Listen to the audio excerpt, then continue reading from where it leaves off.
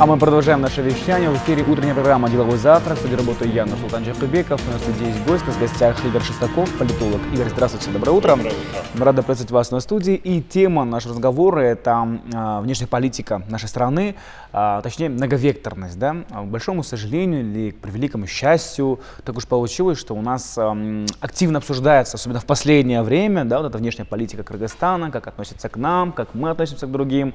И в социальных сетях, в абсолютно разных СМИ, абсолютно разных пабликах существуют, и до сих пор они пишутся миллионы комментариев, очень много желаний. И это, знаете, немного даже приятно удивляет то, что люди имеют право обсуждать, да, и имеется такая возможность. И вот хотелось бы услышать ваше мнение, да, что на сегодняшний день представляет внешняя политика для Кыргызстана? Вы знаете, если сравнивать с нашей трудовой миграцией, да, я думаю, вот она у нас такой является своеобразным отражением нашей внешней политики. А почему? Потому что основные потоки мигрантов идут к нашим стратегическим партнерам, как об этом заявляет власть. Мы знаем, что самая большая диаспора у нас находится в Российской Федерации. И у нас, в общем-то, и вот Садыр Жапаров, когда был избран, он, говоря о внешней политике, сделал приоритет в сторону сотрудничества с Россией. Ну, по сути дела, и прежние президенты Кыргызстана также говорили об этом. Кажется, впрочем, как и всегда. Да, как и всегда. Здесь вот, ну, у нас еще вот миграция в Казахстан, это тоже наши стратегические тоже партнеры, соседи, Казахстан, Узбекистан. Ну, безусловно, Кыргызстан – это страна достаточно открытая, у нас открытая экономика, мы стремимся работать с инвесторами различных стран, потому что, как известно, наших средств не хватает, да, собственных для того, чтобы развивать там стратегические отрасли.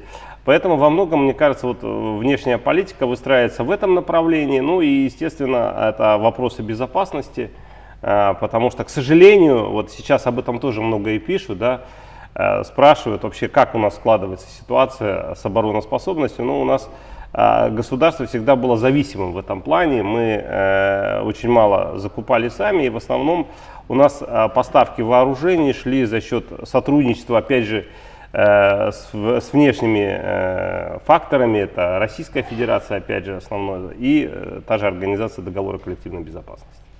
Отлично. Вот теперь другой вопрос, да, то, что глава государства Садыр Жапаров отметил и подметил, то, что стратегическим основным нашим партнером является Российская Федерация.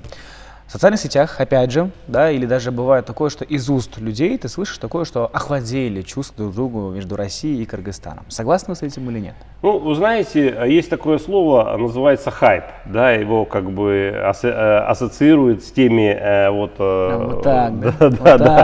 с теми, значит, бурными событиями, которые развиваются в социальных сетях, даже не в средствах массовой информации.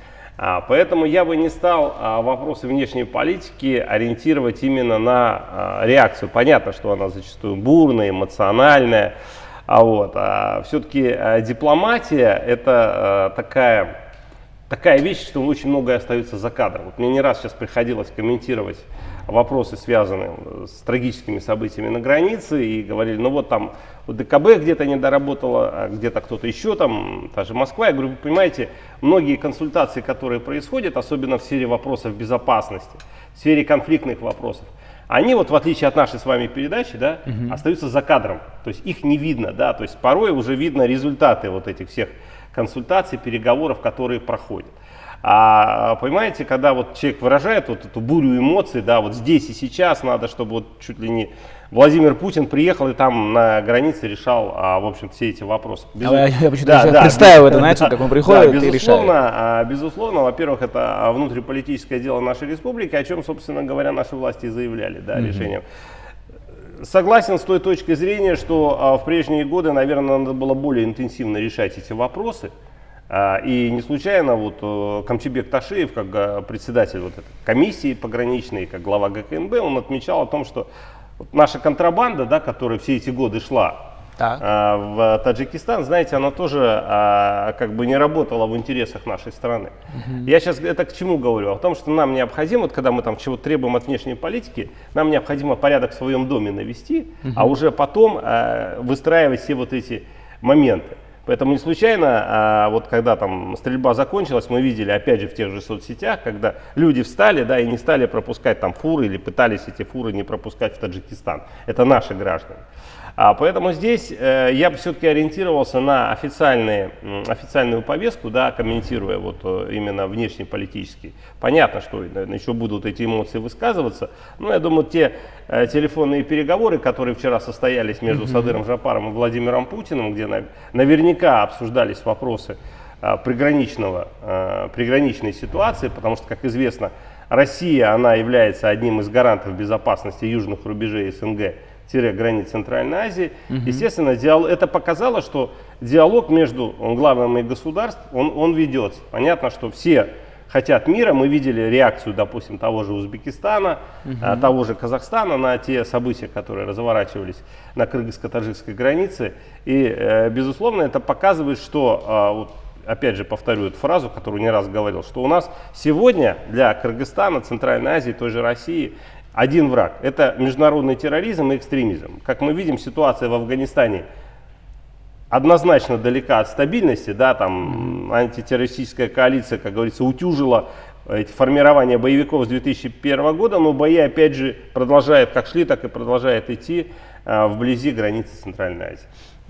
Хорошо. А вот то, что в принципе, мне кажется, это логично, да, то, что стратегический партнер Российская Федерация, это никаких сомнений в принципе не возникало.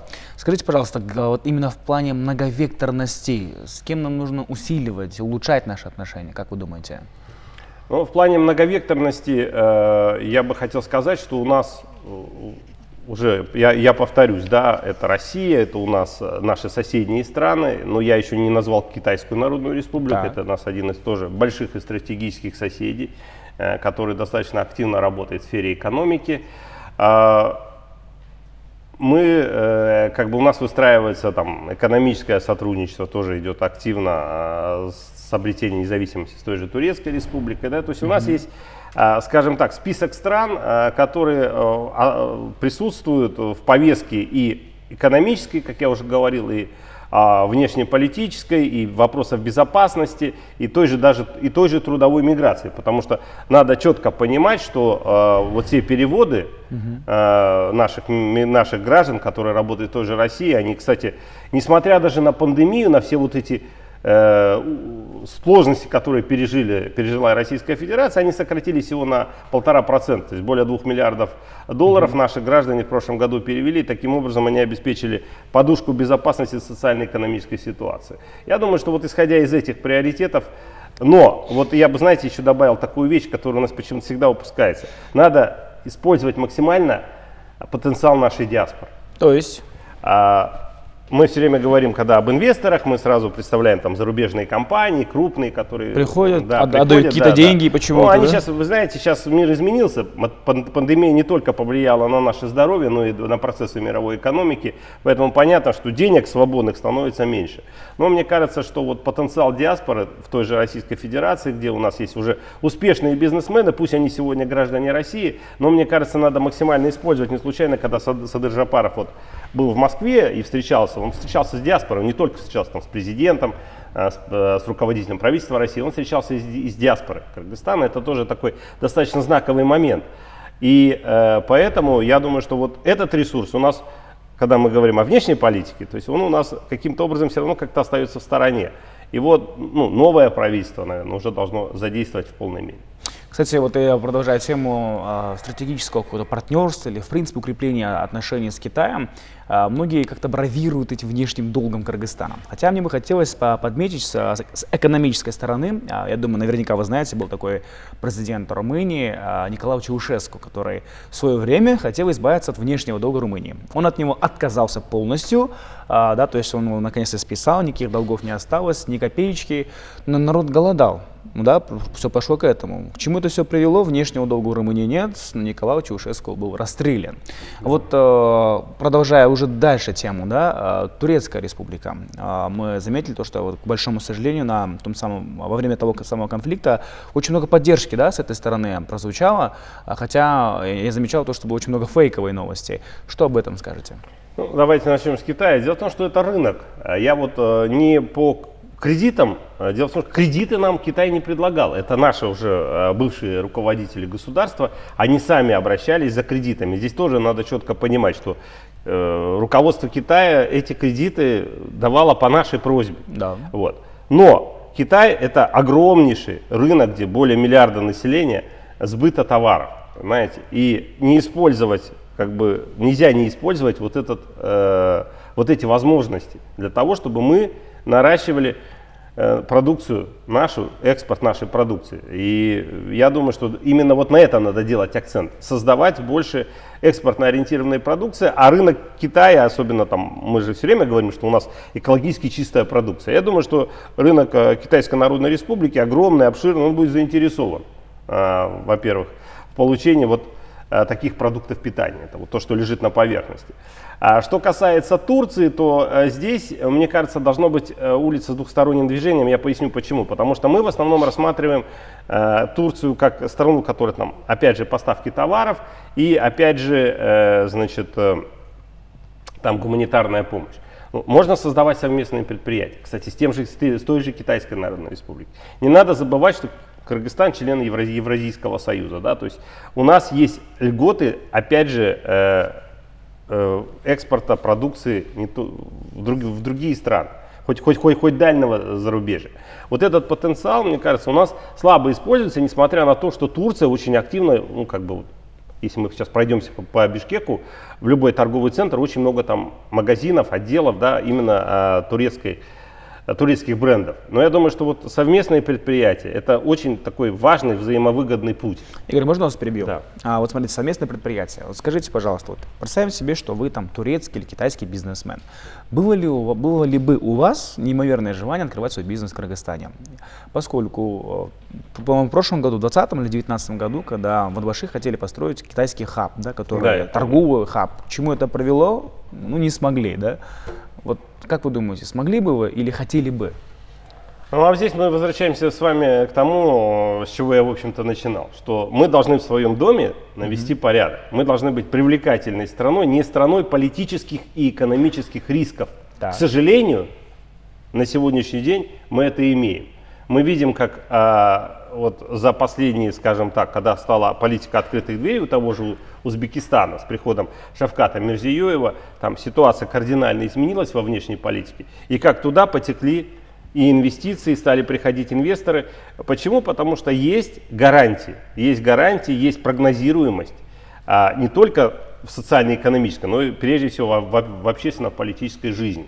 Я думаю, что тот референдум, который у нас проводился с целью укрепления, допустим, президентской вертикали власти, это должно, ну, наверное, стать определенным маркером. Но, опять же, для этого должны быть реформы и, опять же, должна быть прогнозируемая работа наших чиновников. Как известно, вот я люблю эту фразу повторять, особенно в последнее время, кадры решают все. Так. Очень многое будет зависеть именно от того, какие кадры у нас будут, новые кадры работать там, в структурах исполнительной власти, как они будут выстраивать вот эти взаимоотношения. Ну и общественно-политическая стабильность. Я не думаю, что, допустим, там конфликт на границе, вот те события, которые происходили, они отпугнут инвесторов. Инвестор прежде всего смотрит на прогнозируемость тех процессов, которые происходят в стране, как бы, наверное, не уделяя внимания тем, ну, есть проблемы у нас приграничного характера, они уже давно тянутся. Вот. И в этой связи еще раз хочу сказать, что мы должны быть, ну, понятной страной для инвесторов. То есть я вложил сюда, знаете, как в банке, да, вы же также вот, когда мы ходим по банкам, да, мы доверяем тем банкам, которые имеют, ну, прогнозируемую свою политику, да, финансово-экономическую. Мы понимаем, что мы туда положили деньги, а завтра он не разорится. Вот. Поэтому, собственно говоря, вот надо исходить из этого. То есть мы должны показать нашим партнерам, прежде всего, основным стратегическим, что мы навели здесь порядок в своем доме. Ну и, наверное, ради этого и Конституция у нас менялась. Угу. Вот как раз таки есть такое мнение, что многовекторность, она, да, конечно, универсальна, да, вот есть возможности дружить со многими, но бытует такое мнение, что с кем-то прям четко и прям хорошо дружить не получается. Согласны с этим мнением или нет? Ну, безусловно, потому что у каждой страны есть свои национальные интересы. приоритеты. И, безусловно, вот вчера, ну, как бы тоже в последнее время задают этот вопрос. Вот я там комментировал, допустим, взаимоотношения с Соединенными Штатами Америки, да. Это позиция учителя, то есть США, и ученика, то есть Кыргызстан. То есть США постоянно пытается нас научить, как, в общем-то, выстраивать общественно-политические процессы. Вот. Но я думаю, что у Кыргызстана должна быть, я согласен здесь, допустим, с теми посылами, когда наши власти говорят, что мы сами будем здесь разбираться, да, и сами выстраивать свою политику. Потому что, вот, допустим, те заявления, которые звучали со стороны там, посольства США там, осенью прошлого года, что им не нравился референдум, но это личное дело как бы Вашингтона, нравится, не нравится. Мы тоже можем сказать, что там у них были там тоже митинги, пытались, так сказать, захватить их законодательные органы власти, понимаете? То есть и прежде чем учить других, вы тоже разберитесь у себя, какая там была у них ситуация, тоже достаточно сложная в общественно-политическом плане. Поэтому я думаю, что, безусловно, когда мы говорим о внешней политике, Кыргызстан должен руководствоваться прежде всего национальным интересом. Да? То есть это, вот это главное понятие, которое у нас должно быть.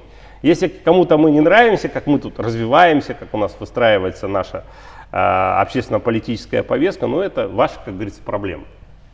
Отлично. Благодарю за исчерпывающие ответы, за предоставленную информацию. Напомним нашим телезрителям, что у нас в гостях был Игорь Шестаков, политолог. Я думаю, в этой студии еще мы с вами не раз увидимся, поскольку не раз уже до этого виделись. Поэтому пожелаем удачи. А мы продолжаем наше вещание. Оставайтесь вместе с нами.